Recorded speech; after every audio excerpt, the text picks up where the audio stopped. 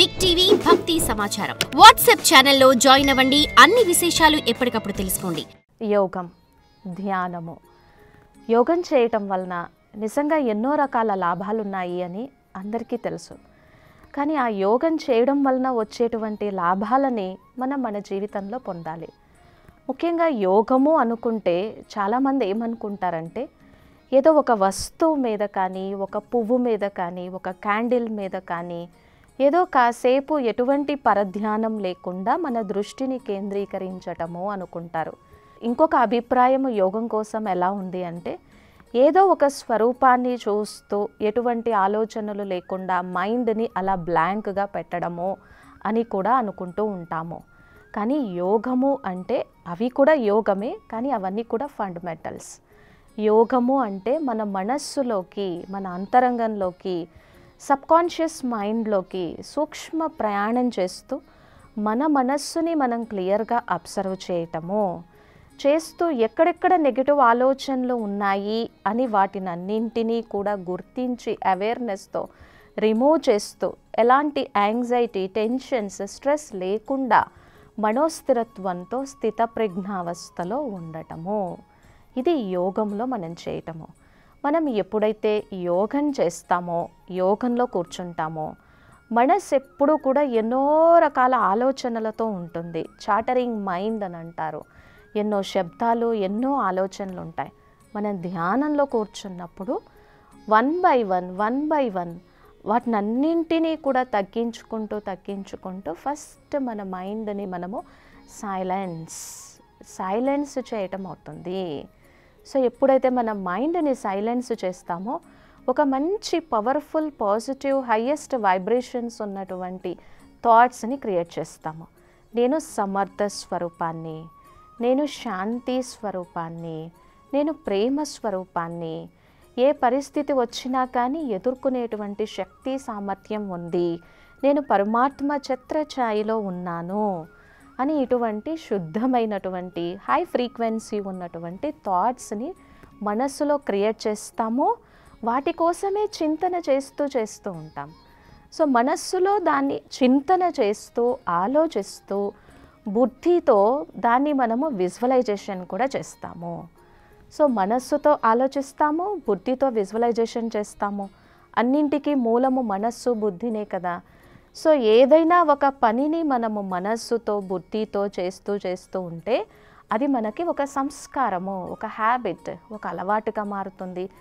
ఏదైతే మనస్సులో మనం పదే చింతన చేస్తూ ఆలోచిస్తూ ఉంటామో అదే జరుగుతూ ఉంటుంది. కాబట్టి యోగంలో ఇంత గొప్ప బెనిఫిట్ ఉంది.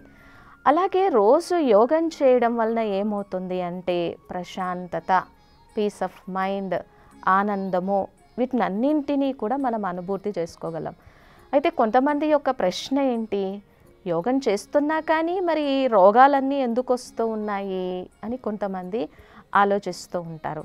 సో ఎప్పటి నుంచో ఉన్నటువంటి రోగాలన్నీ తగ్గటానికి ఈ యోగంలో కూడా కొంత టైం పడుతుంది.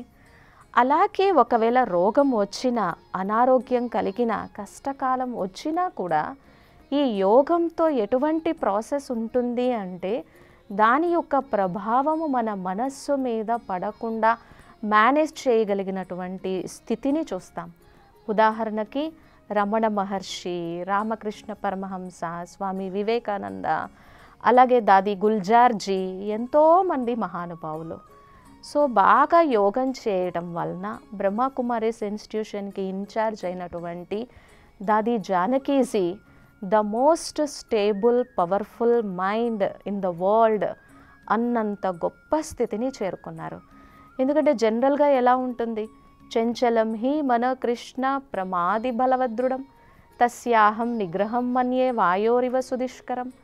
ఈ మనస్సు చాలా చంచలమైనటువంటిది, అటు ఇటు భ్రమిస్తూ ఉంటుంది, కోతి కంటే కూడా చంచలంగా ఉంది, దీన్ని నేను అరికట్టలేకపోతూ ఉన్నాను అని ఇటువంటిది ఉంది కదా. కానీ రోజు యోగం చేయడం వలన ఏమవుతుంది అని అంటే స్టేబుల్ మైండ్, అన్షేకబుల్ మైండ్, ఇవన్నీ దాదిగారి జీవితంలో ఎంతోమంది మహాన్ దివ్య ఆత్మల యొక్క జీవితంలో ప్రాక్టికల్గా చూడటం అవుతుంది. ఇంకా సైన్స్ ఏం చెప్తుంది అంటే యోగంలో కూర్చున్నప్పుడు మనం శాంతిని అనుభూతి చేస్తాం, ఆనందాన్ని అనుభూతి చేస్తాము. ఈ శాంతిని, ఆనందాన్ని ఎప్పుడైతే మనం అనుభూతి చేస్తామో మన ఫిజికల్ హెల్త్ బాగుంటుంది. శరీరంలో ప్రతి ఆర్గాన్ కూడా చాలా పీస్ఫుల్గా దాని మెకానిజంలో అది ఉండి పనిచేయడం వలన బ్యాలెన్స్ ఉంటుంది, సమతుల్యత ఉంటుంది, మంచి జరుగుతుంది, ఆరోగ్యం బాగుంటుంది. మరి ఇక మనస్సు పరంగా వచ్చేసేటప్పటికి సో మంచి ఆలోచనలు చేస్తాం, మంచి భావాలు ఉంటాయి, మంచి వైబ్రేషన్స్ ఉంటాయి. సో ఈరోజు సైన్స్ ఏం చెప్తుంది అంటే diseases are the negative expressions of the negative thoughts. ఎన్నో వ్యర్థ ఆలోచనలు, చెడు ఆలోచనలు చేయటం వలననే ఈరోజు రకరకాల రోగాలన్నీ కలుగుతూ ఉన్నాయి. సో ఎప్పుడైతే మనస్సు వీటిని ఆలోచించి ఆలోచించి ఆలోచించి ఇంకా టైం ఉండదు కదా, సో టైం ఉండడం లేదు. సో మనస్సు టైర్డ్ అయిపోతుంది, ఏదైనా పని చేయాలి అంటే శక్తి ఉండట్లేదు. మరి భోజనం చేయడానికి కూడా టైం లేనంతగా మనం బయట ఫుడ్స్ మీద ఆధారపడిపోతున్నాం. ఎప్పుడైతే బయట ఫుడ్ మీద ఆధారపడతామో వాళ్ళ వైబ్రేషన్స్ ఏంటో, వాళ్ళ ఫీలింగ్ ఏంటో, అది ఏ వాతావరణంలో తయారయ్యాయో కూడా తెలియదు. సో ఎప్పుడైతే ఇలా జరుగుతుందో మనం మంచి ఆహారాన్ని కూడా తీసుకోలేము. మన యోగం చేయడం వలన ఏమవుతుందంటే మన నెగిటివ్ థాట్స్ తగ్గుతూ తగ్గుతూ, ఓవర్ థింకింగ్ డిసార్డర్ తగ్గుతూ తగ్గుతూ, సైలెన్స్, ఎన్నో మిరాకిల్స్ జరుగుతాయి. ఒకసారి ఆశ్రమానికి బాగా చాలా దుఃఖంలో, ఎందుకంటే అంత దుఃఖము వాళ్ళ కుటుంబంలో వాళ్ళ యొక్క భర్త చనిపోతాడు.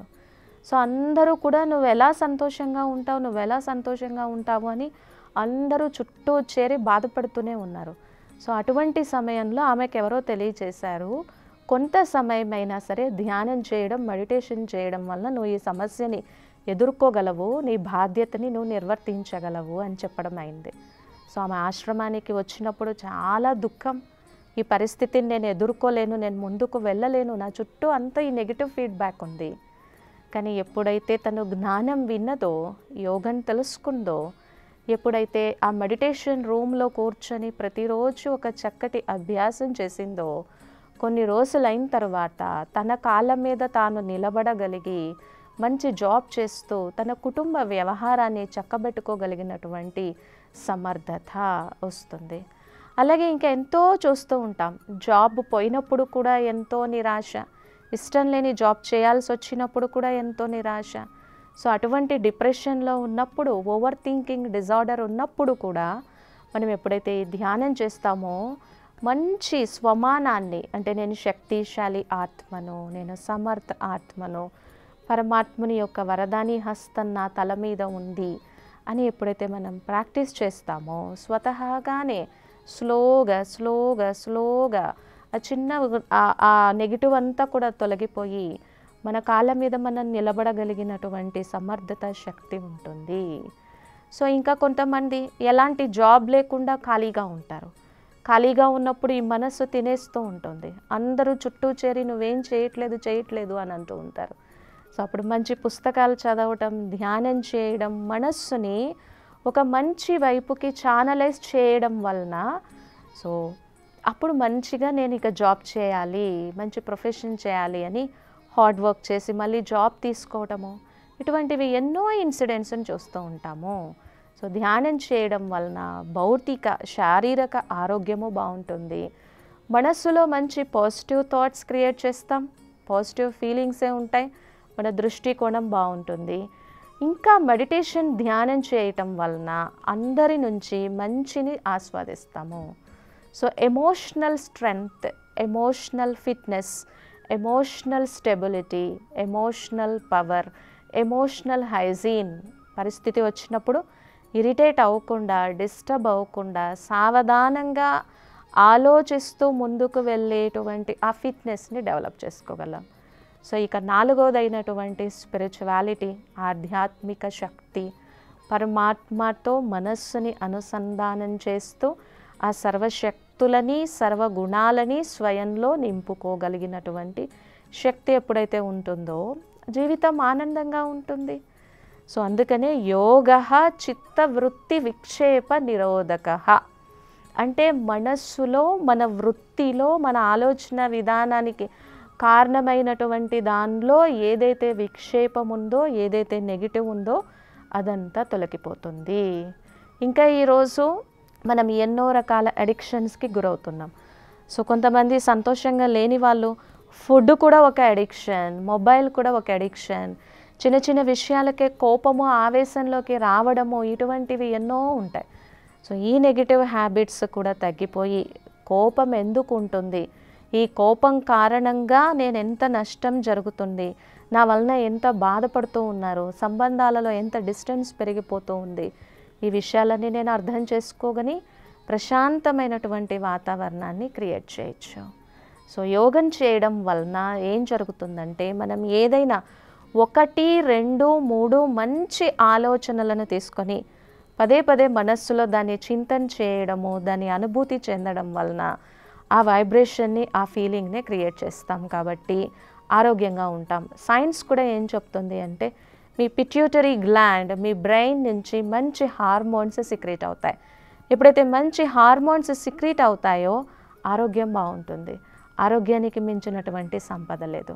అందుకే ఎంతోమంది మహానుభావుల్ని, ఎంతోమంది మహా ఋషులని ఎంతో చక్కగా ధ్యానం చేసి పరమాత్మతో మనస్సుని అనుసంధానం చేసి ఆ అలౌకికమైనటువంటి దివ్య ఆనందాన్ని పొంది ఆ పవిత్రత శక్తితో విశ్వ కళ్యాణం చేసి, విశ్వ ఉద్ధరణ చేసి ఈ విశ్వంలో చిరస్థాయిగా నిలిచిపోయినటువంటి మహానాత్మలకి కారణమైనటువంటి బలము యోగ బలము, ధ్యాన బలము, ధ్రువుడు, వీళ్ళందరూ కూడా ఎంతోమంది చక్కగా తపస్సు చేసి చరిత్రలో చిరస్థాయిగా నిలిచిపోయినటువంటి వాటిని మనం ఎంతోమందిని చూస్తున్నాం.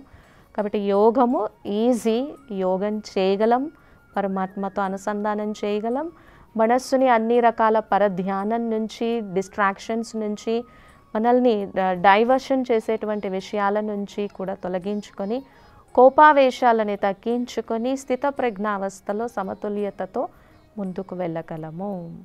ఇంకా మరిన్ని చక్కటి విషయాలతో నెక్స్ట్ ఎపిసోడ్లో కలుద్దాం.